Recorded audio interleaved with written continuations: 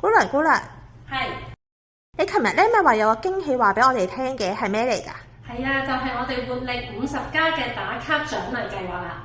打卡會唔會好複雜㗎？唔複雜，最緊要咧就係睇完我哋活力50+嘅影片，喺 YouTube 下面個留言嗰度咧留低一啲鼓勵嘅説話，emoji 都得㗎啦。咁等大家咧繼續努力做運動。之後咧嗰度仲有一個 WhatsApp 嘅連結，到時去打卡。咁但係打卡嘅用意係乜嘢啊？打卡咧就代表你已經完成當日嘅運動，次數越多，禮品越豐富。可唔可以透露下有咩禮物先？